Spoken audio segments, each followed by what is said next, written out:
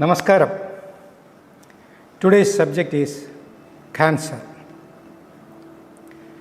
When somebody comes to know that they are infected by cancer, usually it's like a life-threatening disease, and that person's confidence level will be drastically down. I have seen many people who are completely lost their confidence about the future of life when they came to know that they are infected by cancer. The word cancer derived from the Greek word karkinos, which means crab. In Indian tradition also, it is called the Karkadaga, the month of cancer, and all these things you might have heard about in astrology. The meaning is, it is a being or something which can survive in both in water and on land. Here, as a disease, it is really going deep into the bloodstream and in the structure of the cells. So, it can affect both the subtle level and the gross level. That is the meaning. As per modern explanation, cancer is the unusual growth of cell which can invade and destroy the healthy cells and create lot of discomforts and even sometimes cause death. In almost all Indian traditional medical system, cancer is mentioned. Sage Thereyer in 13th century wrote many times about this disease in almost all his writings. In pre-Vedic times also, sage Agastya and Bhogar discussed about this disease extensively. Through the explanations of these masters, we can make sure that cancer is not at all a disease. It is only a mismanagement of the cell growth. It is very simple to understand the cause of this disease. Just for example, you see a mason is constructing a wall with bricks. If he is aware of the length and breadth and coordination of the wall, he will keep the brick in its proper proportion. If he doesn't know the proportion, he will keep in an uneven way, which will make an awkward shape of that wall. This unusual or unprofessional projection is called cancer as far as body is concerned. That means all our cells are functioning with a certain cohesiveness. Each and every cell is having its own intelligence, and by using this intelligence, these cells are communicating each other and they are instructed by the body's intelligence. So there is a master or an engineer who is giving directions to the masons and the helpers. These workers must work in coordination among themselves and getting instruction from the engineer. Once it is done properly, you can see the wall is constructed in its proper shape and strength. Same way, these cells are like workers complementing each other and working under the guidance of the body's intelligence. Whenever this harmony gets disturbed, either these cells will grow very slow or grow very fast. Both are causing deformity in the cell walls. That can be the root cause of cancer. If the master intelligence is scared of the disease, there is no remedy. But if the intelligence is aware of the root cause and is capable of rectifying it, then the cancer is not at all a disease. This is what is mentioned in almost all traditional Indian texts. They declared Mano mayamidam sarvam. Everything is your mind. When it is written thousands of years ago, people thought, it's only a speculation or an exaggerated presentation.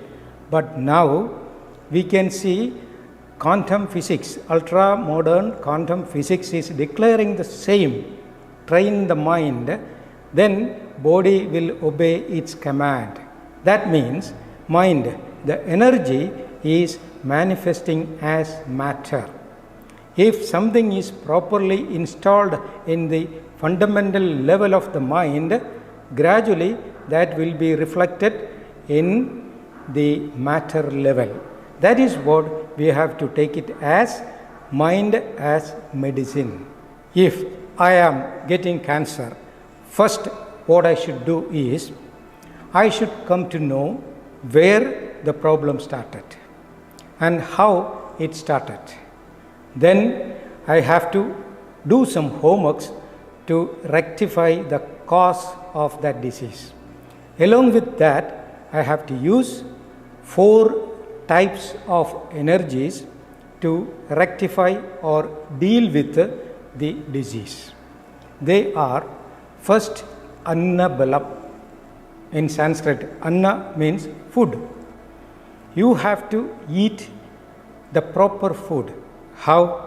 The quality and quantity of food should be managed technically or scientifically. Second is Asana Balam, means exercise. Exercise can be used as medicine. If it is wrongly used, it will give wrong result. But if it is properly used, it will work as a powerful medicine. That is what is called asana is equal to aushadha.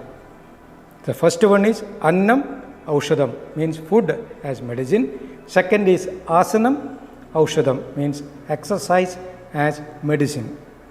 Third is aushadha balam. You have to have proper medicine.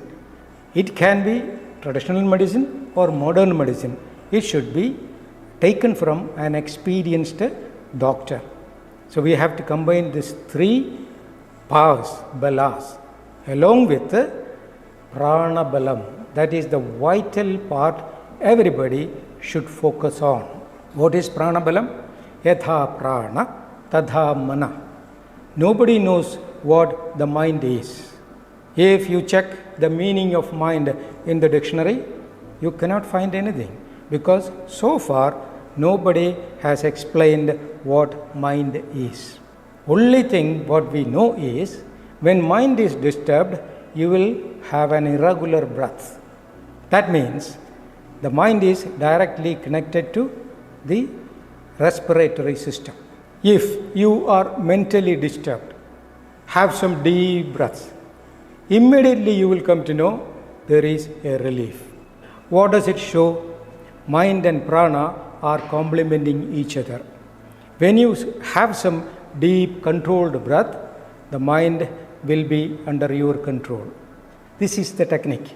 When mind is controlled, it will gain strength, manobalam. That is the 4th power. Actually, annabalam, asanabalam, aushadabalam, manobalam. If you gain these 4 energies, no disease is beyond control, because mind is manifesting as matter. According to modern science, within 180 days, 6 months, all your cells will be replaced. Old cells will be gone and new cells will be produced, including the bone and bone marrow will be replaced. Now the question is, if the cells in the body are completely replaced within 6 months, then how a disease can be in the body more than 6 months? That is the question. Everybody should be aware of this question and try to find an answer. The thing is, even when the new cells are produced, the memory of the disease from the mind will be infused in the new cells. It is like a floppy disk. What we write in that disk, that disk will produce the same. Suppose in a new disk, I write I am diseased. Then I play the disk, it will be reproduced as I am sick. But instead of that, I say I am healthy. What I will get from the disk when I play, it will say I am healthy. This is what is happening in the cell memory. When new cells are coming, the old memory of the mind will say I am sick. So immediately the new cells also will capture that memory that I am sick. Then the sickness will remain in the cell. Here we have to have a fundamental structural change. This is what is called pranayama, a root of the cells, and from the cell dismantle the cell bindings. How? Meditation. Mind can replace everything. That is why it is called mind is the most powerful medicine.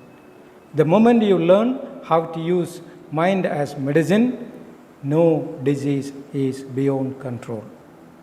Now, as a conclusion, I have to take the essence of Indian traditional medical system, which is declaring this fact. To beat cancer, everybody should be aware of restructuring the mind stuff through meditation, and that meditative mind should be used as the most powerful medicine.